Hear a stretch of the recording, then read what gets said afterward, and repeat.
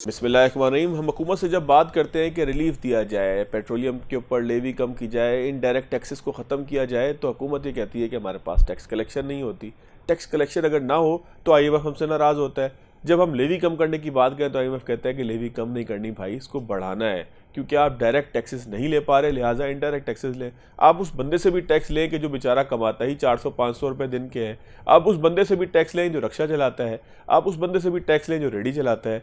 आप उस बंदे से भी टैक्स लें जो छाबड़ी लगाकर बाहर बैठा हुआ है। आप उससे भी टैक्स लें जो बेचारा समोसे बेच रहा है किसी छपरे के ऊपर डालकर। आप उससे भी टैक्स लें कि जो किसी न किसी तरीके से अपनी ज़िंदगी का गुजर बसर लोगों से मांग तांग करके कर रहा है। क्योंकि हुकूमत बासानी हमें कह देती है कि हम टैक्स कलेक्ट नहीं कर पाए, लिहाजा लेवी बढ़ाना ज़रूरी है।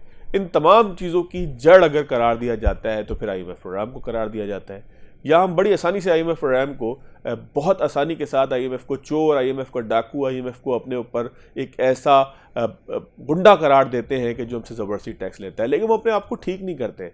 सूरत हाल ठीक कैसे होगी इसका जायज़ा ज़रूर लेना चाहिए। टैक्स का निज़ाम कैसे ठीक हो सकता है, इन्वेस्टमेंट जो हमारा ख्वाब है वो ख्वाब कैसे पूरा हो सकता है, क्योंकि हम कभी बात आसानी कर देते हैं कि मुल्क में इन्वेस्टमेंट होनी चाहिए, लोगों को चाहिए मुल्क में आके पैसा लगाएं। पाकिस्तान बड़ी जो है वो कुदरती दौलतों से माला माल है, इन दौलतों को निकालने वाला कोई नहीं है। पाकिस्तान में कितना तेल है, पाकिस्तान में कितनी मादनियात है, ये सारी बातें कैसे ठीक हो सकती हैं, आज इसका जायज़ा लेते हैं। मेरे साथ प्रोग्राम के पहले से मैं अशफाक यूसुफ तोला साहब मौजूद हैं, उसके साथ साथ आखिर में मुझे ज्वाइन करेंगे हारून शरीफ साहब। तोला साहब साबिक वज़ीर मुमलिकत हैं, आपका बहुत शुक्रिया। तोला साहब, आप भी उन लोगों में शामिल हैं जो आईएमएफ को अपना दुश्मन समझने लग गया है।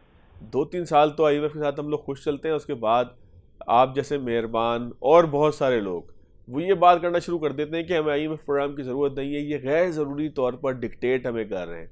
और ये डिक्टेशन लोगों ने देखी भी, किस तरीके से लेवी के ऊपर हुकूमत कमी करना चाहती थी, लेकिन आईएमएफ ने कहा नहीं। अब वो ये कहते हैं कि इसको 18% तक ले जाएं आने वाले माली साल के अंदर। तो सर, आप कैसे इतनी आसानी से आईएमएफ को, आप जैसा लर्नर्ड आदमी भी ये कहे कि आईएमएफ नहीं चाहिए? बड़ा माशाल्लाह एग्रेसिव इब्तदाई आज आपने रखा है और बड़ी सवालों की और इल्जामात की बौछार कर दी है। देखिए, सबसे पहली बात तो ये है, मेरी कोई दुश्मनी नहीं है आईएमएफ से।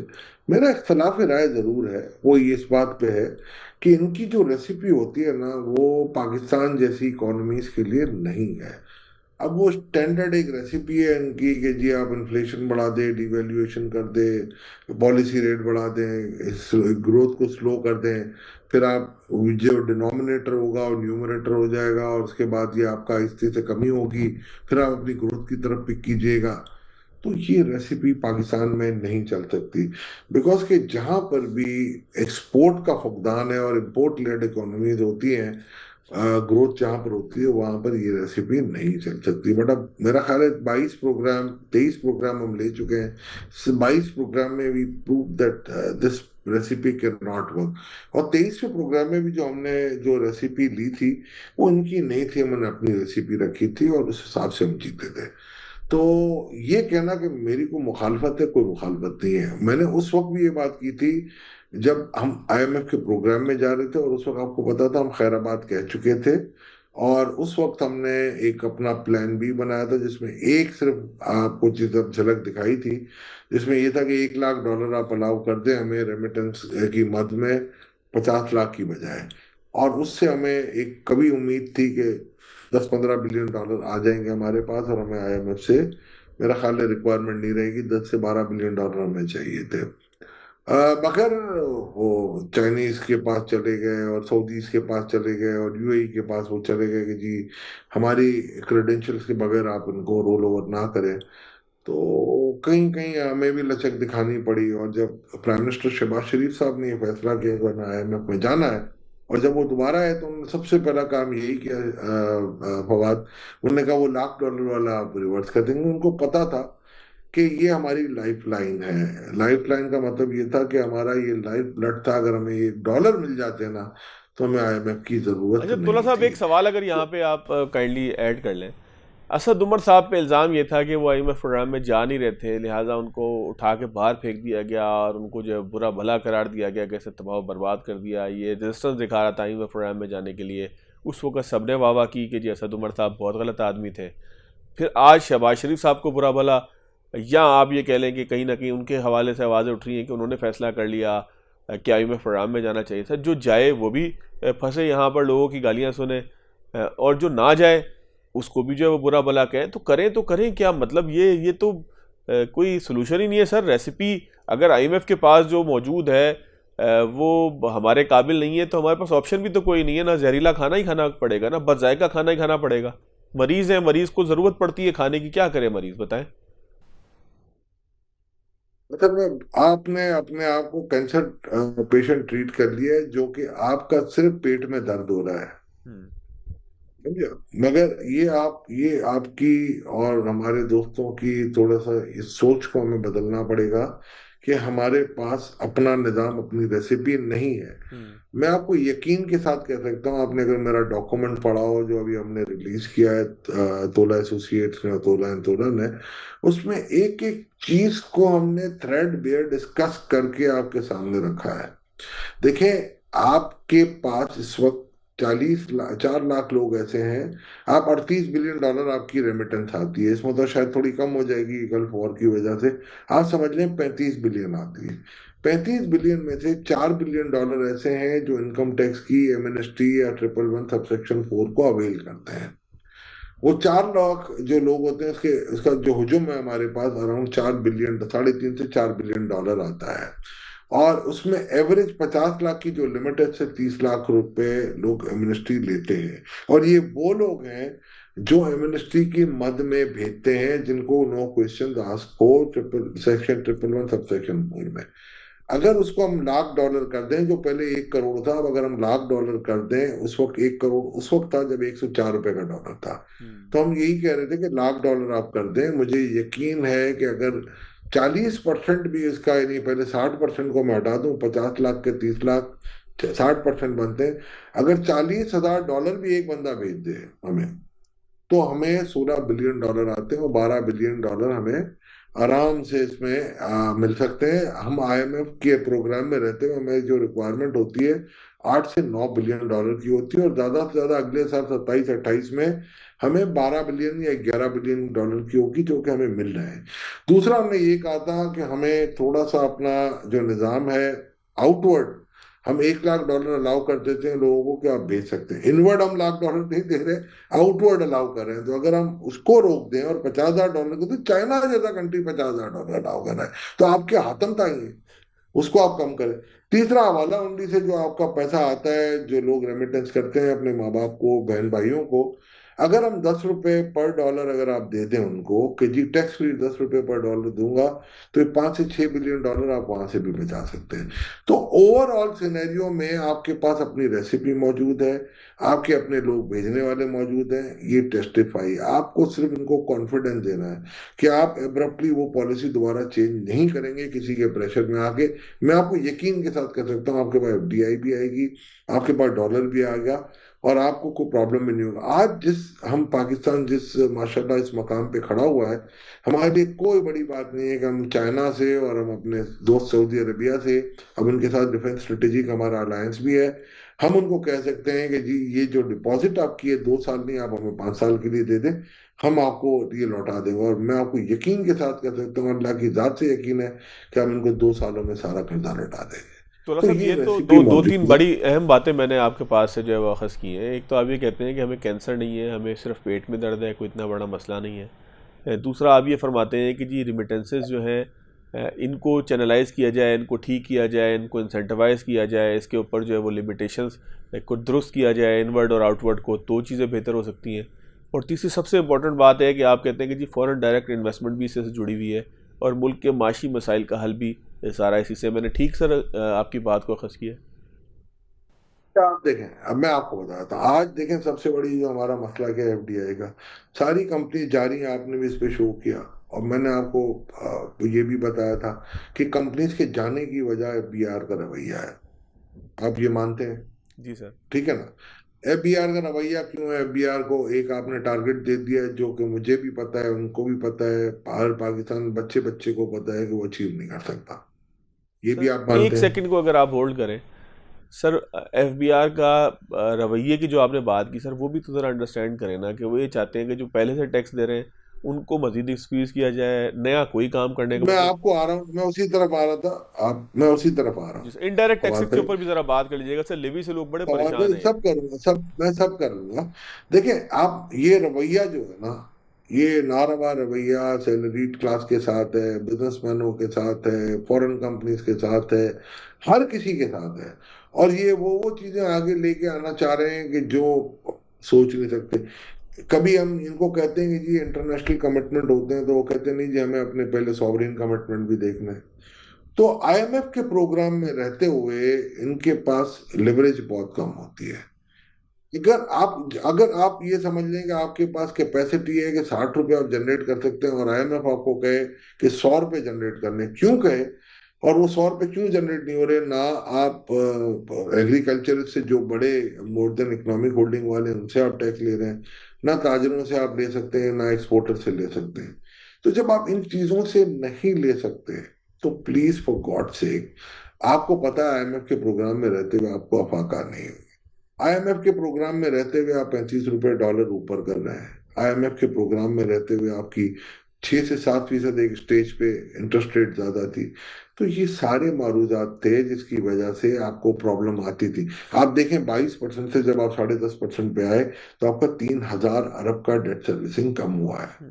और अभी मजीद अगर आप मेरी बात पे यकीन करें, और अगर आप आज इन्फ्लेशन ठीक कर लें, 6% पे आ सकता है, अगर आप करेंसी को सही से एडजस्ट कर लें, तो आज फिर भी आप 2 सवा 2 हजार बचा सकते हैं।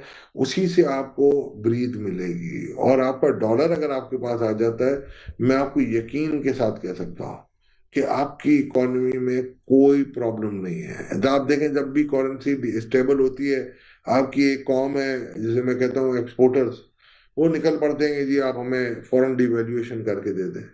आपको भी पता है वो जहर कातिल है, और mother of all economic evil है। हर 10 रुपए में 2%, मैं आपको बता रहा हूँ, थ्योरी पूरी प्राइसिंग मॉडल है हमारी, उस पर आपको इन्फ्लेशन मिलती है। तो आप, इन्फ्लेशन बढ़ेगी फिर तोला आप साहब, पॉलिसी आपकी रेट सारी बढ़ाओगे। बातों में जो सबसे अच्छी बात मुझे लगती है ना, वो आप जो करेंसी को किसी जगह स्टेबल करने की बात करते हो, आप हमेशा जो रेट देते हैं, मिसाल है आज अगर 280 में कंसीडर करूं, तो आप कहते हैं 280 240 है, और इसका पूरी फिर कैलकुलेशन आपके पास एक मौजूद होती है। ये ऐसे नहीं है कि सिर्फ हवाई मेरी बात है। कैलकुलेशन छोड़ दो फवाद, मेरी कैलकुलेशन छोड़ दें आप। जिस वक्त मैं 2.35 कहता था, गोल्डमैन सैक 2.23 कहता था, ऑप्टिमस अपना 43 कहता था, और ब्लूमबर्ग की जो उन्होंने वर्किंग दी थी, उसको भी मैं अगर वर्क बैक करूं उन्हीं की इक्वेशन में 240 आ रही थी। फील्ड मार्शल साहब ने कराची में बैठ के बिजनेसमैनों को कहा 240 है, प्राइम मिनिस्टर साहब ने कहा 240 है, डिप्टी प्राइम मिनिस्टर ने कहा 240 है। अब आप मुझे बताएं ना, रह क्या गया है? सिर्फ क्या इतने सारे लोग गलत हैं? सिर्फ क्या आपकी स्टेट बैंक ठीक है, या आपके वो इकोनॉमिस्ट ठीक है जो आईएमएफ नवाज है हमारे? नहीं, अब देखिए, थोड़ा सा ये अब हमें एक मिनट, जो आपने पहले सोल्यूशन मुझे बताया प्रोग्राम के इब्तदाई हिस्से में कि आईएमएफ प्रोग्राम से निकला जाए, उसके लिए पूरा एक प्लान है। तो अगर हम आईएमएफ प्रोग्राम से, जिस तरह से आपने बात की, हम निकल निकल आते हैं, तो क्या हम इस काबिल होंगे कि फिर करेंसी को डिवैल्यू कर लें, या फिर भी कुछ ऐसे एक्टर्स और सेक्टर्स होंगे कि जो हमें करेंसी डिवैल्यू नहीं करने देंगे? देखें, मैं आपको बताता हूँ असल इशू क्या आता है। जब आप ये बात करते हैं ना रिवैल्यू कर दो, तो सबसे पहले स्टेट बैंक का एक माइंडसेट है।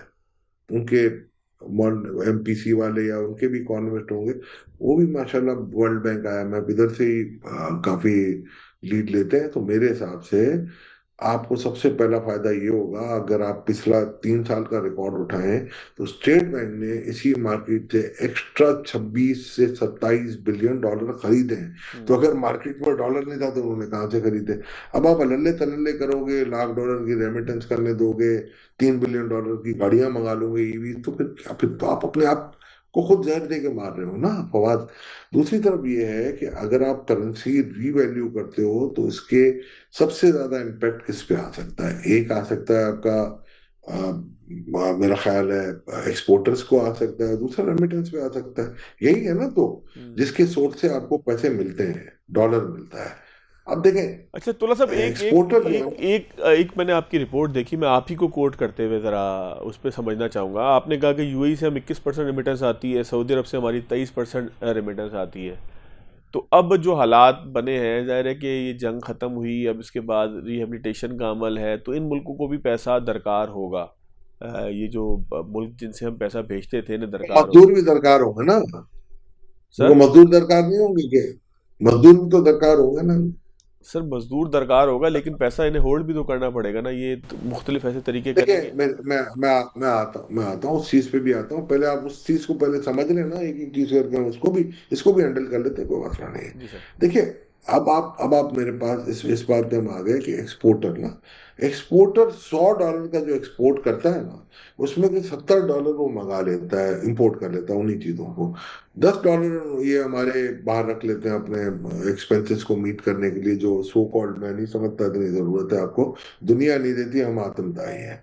अच्छा, अब $20 ऐसे हैं जो जो है ना, जिसकी उनको पाकिस्तान को मिलते हैं, यानी $32 बिलियन से अगर होते हैं तो $6.4 बिलियन हमारे पास आते हैं।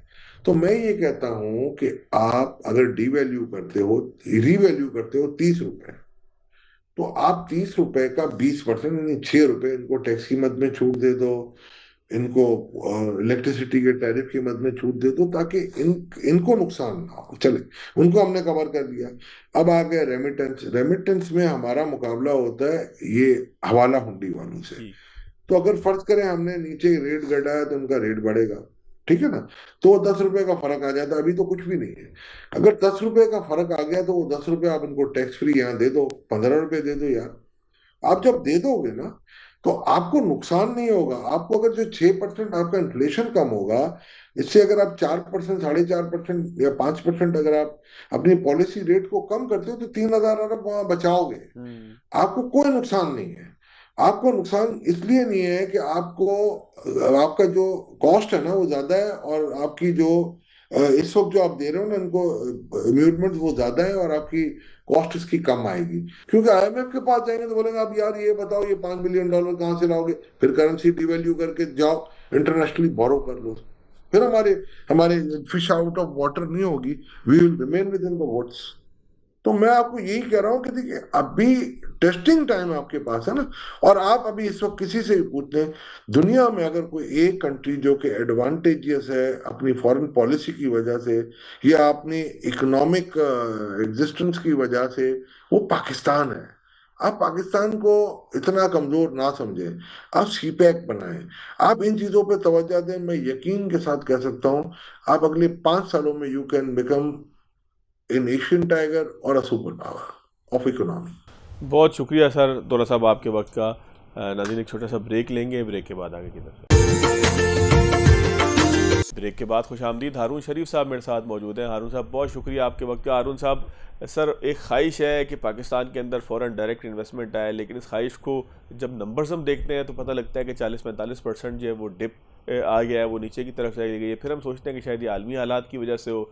अगर आलमी हालात की वजह से थी तो अब शायद आलमी हालात बेहतर हो जाएँ तो इन्वेस्टमेंट आ जाए। लेकिन सर सवाल ये पैदा होता है कि ये ख्वाब ही रहेगा, हम सोचते ही रहेंगे कि पाकिस्तान में कोई इन्वेस्ट करे, क्योंकि पाकिस्तान का अपना इन्वेस्टर हमें ये बताता है कि जी हम जब इन्वेस्ट करते हैं तो हमारे ऊपर भी तलवारें चल जाती हैं। तो क्या ये चलने वाली तलवार जो पाकिस्तान में एक अदम एतमाद है, एक इनसिक्योरिटी महसूस होती है इन्वेस्टर के दरमियान, ये जो बाहर मौजूद इन्वेस्टर है उसको भी इसी तरह इम्पेक्ट करती है? पाकिस्तान की मार्केट में उसको कोई चार्म नज़र नहीं आता? आखिर क्या वजह है कि ये डिक्लाइन की तरफ ही है, अदम एतमाद की तरफ ही है? इसकी रीज़न क्या है सर? जी बहुत शुक्रिया। देखिए, जो इन्वेस्टमेंट का इस वक्त ग्लोबल सीन है ना, वो बहुत ज़्यादा कंपेटिटिव हो चुका है, ख़ास तौर पे पोस्ट कोविड। क्योंकि बहुत सी इकोनॉमीज जो हैं, जो नेट बाहर इन्वेस्ट किया करती थी, अब वो इन्वेस्टमेंट अट्रैक्ट कर रही हैं, इंक्लूडिंग सऊदी अरेबिया। हम तो बार बार उनके पास जाते हैं ना, लेकिन वो तो नेट उन्होंने अपनी पूरी एक मिनिस्ट्री ऑफ इन्वेस्टमेंट बनाई है कि वो खुद अट्रैक्ट कर रहे हैं। सो पाकिस्तान जैसे ममालिक का, मेरे कहने का मतलब नंबर वन ये है कि कंपटीशन बहुत बढ़ गया है। जब कंपटीशन बढ़ जाता है तो आपको बड़ी डीप अंडरस्टैंडिंग चाहिए कि आपका कंपैरेटिव एडवांटेज कहां पे आता है, ठीक है? वो अंडरस्टैंडिंग हमारी ब्यूरोक्रेसी और करंट पॉलिटिकल एलीट, मैं बिल्कुल कैंडिड कह रहा हूं, उनके बस का रोक नहीं है।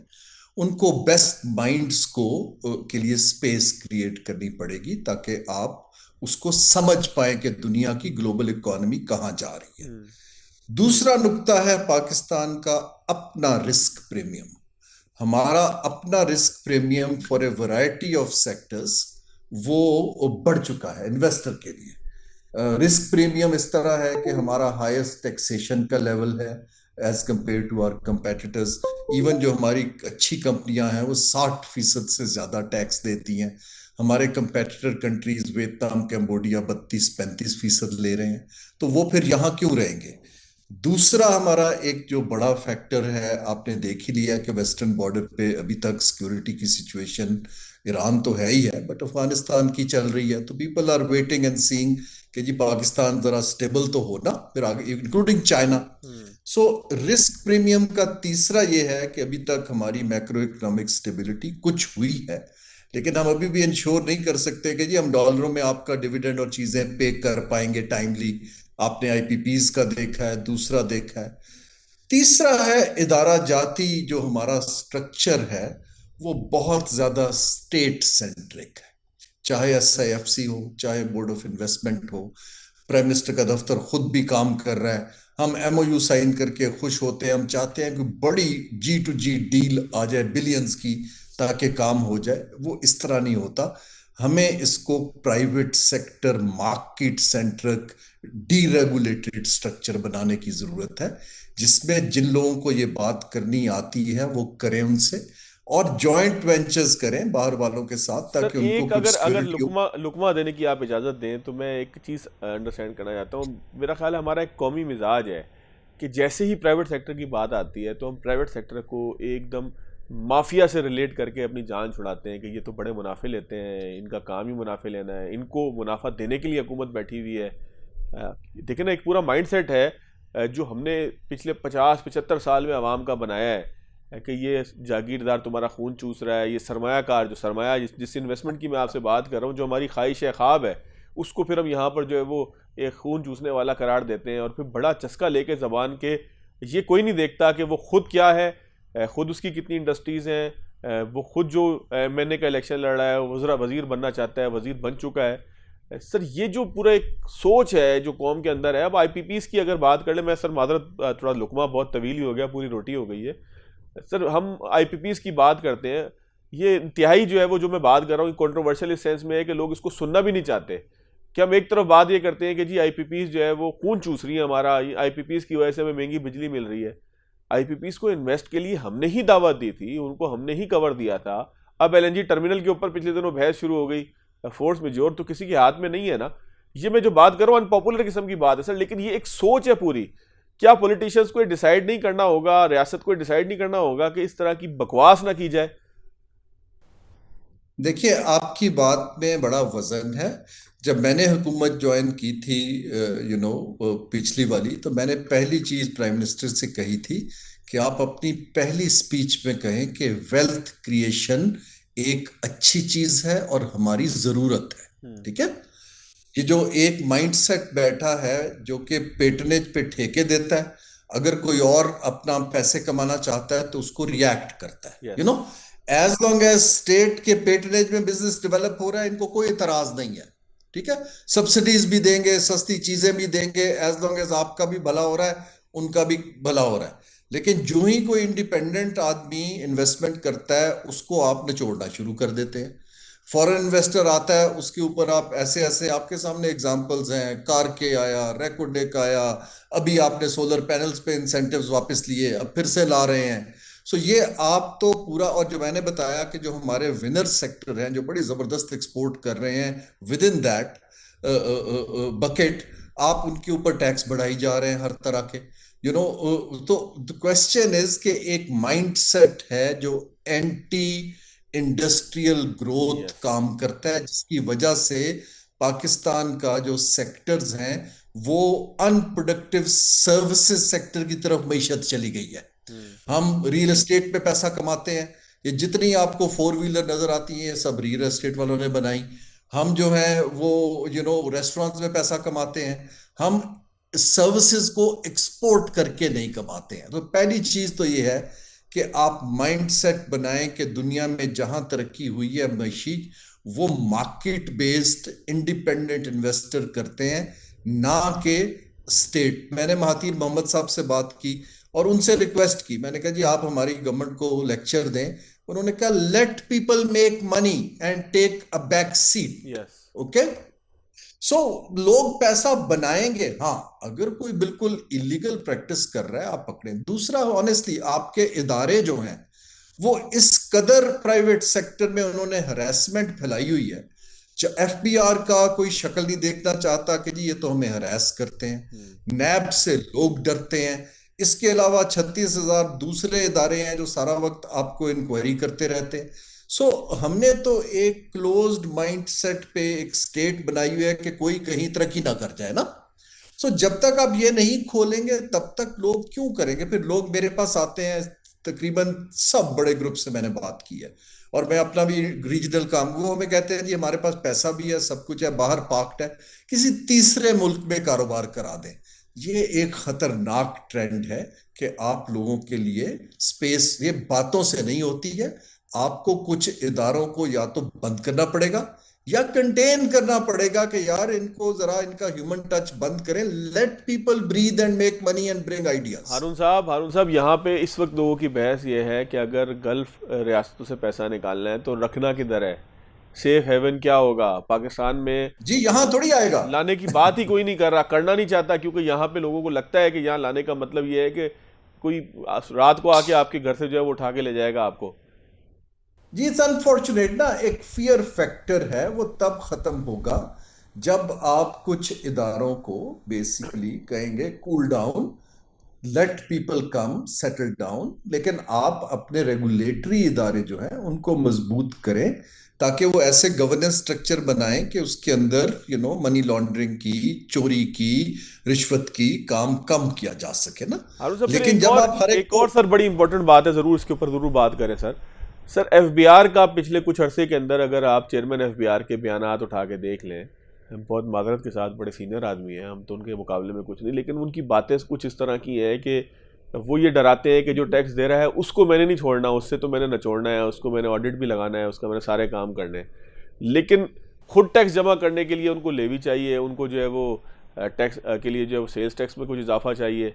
तो सर ये कौन सी अप्रोच है कि आप जो पहले टैक्स पेयर है उसको दबाते चले जाएं, जो टैक्स नहीं देता या जो बेचारा टैक्स देने के काबिल ही नहीं है उससे लेवी के जरिए और सेल्स टैक्स से निकालें, और जो पोटेंशियल टैक्स पेयर है जो टैक्स दे सकता है जिसमें पोटेंशियल है वो आराम से मजे कर रहा हो, कोई ना कोई कवर लेके घूम फिर रहा हो। देखिए फाद, जो हम इस वक्त काम कर रहे हैं ना, इसको हम इकोनॉमिक्स में कहते हैं कि हम we are masters of consistently maintaining bad policies. जो हम कहते हैं ना पॉलिसी कंसिस्टेंसी, हम अच्छी पॉलिसी बना के कंसिस्टेंट नहीं रखते, बुरी पे हम बहुत अच्छे हैं। Yes. The question here is कि इसको अगर मैं थ्योरी में डिफाइन करूं, ये जो माइंडसेट है ना हमारा, ये अभी तक कलोनियल है। आपको याद है अंग्रेज के जमाने में एक कलेक्टर साहब हुआ करते थे। यस। कलेक्टर का काम था कि डंडा लेके महसूलात निकालना, लगान लेना, टैक्स लेना। हम अपने आप को आइडलाइज करते हैं बीइंग अ कलेक्टर। इसको हम कहते हैं extractive and regressive policy yes mindset. Sir. Extract करो और रिग्रेसिव काम करो, इंसेंटिव्स ना क्रिएट करो। जो हमारा सिचुएशन क्या हमारी, देखिए ना, टैक्सेशन इसलिए की जा रही है कि आपने एक टारगेट का बॉक्स टिक करना है। यस। टैक्सेशन इसलिए नहीं की जा रही कि आपने इक्विटेबल टैक्स देना है। Yes sir. आपने लोगों को टैक्स के ऊपर रिटर्न ऑफर करना है कि आपका टैक्स आ रहा है तो सरकार भी तो कुछ दे रही है ना। Yes sir. अगर आप टैक्स दे रहे हैं और इसके बाद सारी चीजें प्राइवेट सेक्टर से प्रोक्योर कर रहे हैं, सिक्योरिटी भी, हेल्थ भी, एजुकेशन भी, इंफ्रास्ट्रक्चर भी, तो फिर आप सरकार को क्यों दे रहे हैं? अच्छा, इसके बाद तीसरा बड़ा काम है पॉलिसी, कि आप टैक्सेशन को ऐसे प्लान करें कि वो रीडिस्ट्रीब्यूटिव हो और वो प्रमोट करे ऐसे लोगों को जिनके अंदर कंपेटिटिवनेस आ सकती है ना। लेकिन हम तो पॉलिसी को टच ही नहीं कर रहे ना। टैक्स पॉलिसी तो अच्छा हुआ अलहदा हो गई एफबीआर से, लेकिन we need to deeply rethink कि हम जिस सर्कल में फंसे हुए हैं, हमारे कंपटीशन अब वो नहीं रहा। अब तो छोटे छोटे मुल्क जो हैं वो बेतहाशा इंसेंटिव्स दे रहे हैं। मैं चीन जाता हूं, वो हमसे कहते हैं कि हमारे पास ये 10 ऑप्शंस हैं, आप हमारे बेस्ट फ्रेंड्स हैं, लेकिन आप बताइए कि जब बिजनेस सेंस नहीं बन रही तो हम कैसे आए? Yes. You know yes sir, so बिल्कुल। अब मैंने एक नया मॉडल बनाया, मैंने चीनियों से कहा कि जी आप पैसे ना लगाएं, लेकिन आप हमें टेक्नोलॉजी पार्टनरशिप ही दे दें, उस पे वो तैयार है। बिल्कुल ठीक है। पैसे का रिस्क लेने पे लोग तैयार नहीं। अच्छा, पैसा बाय द वे चाहिए भी नहीं। पैसा पाकिस्तानी बिजनेस के पास सरप्लस पड़ा हुआ है, लेकिन वो इन्वेस्ट नहीं करेंगे जब तक ये हरासमेंट नहीं रुकेगी। बिल्कुल ठीक है सर, बहुत खूबसूरत तजावीज़ थी आपकी। अल्लाह करे कोई सुन भी ले, और सुनने के बाद आवाम तो सुन ही लेंगे, लेकिन कोई वो भी सुन ले कि जिसने कोई अमल करना हो। सर आपका बहुत शुक्रिया। नाज़रीन, आज के प्रोग्राम से इतना ही इजाज़त दीजिएगा। अल्लाह हाफ़िज़।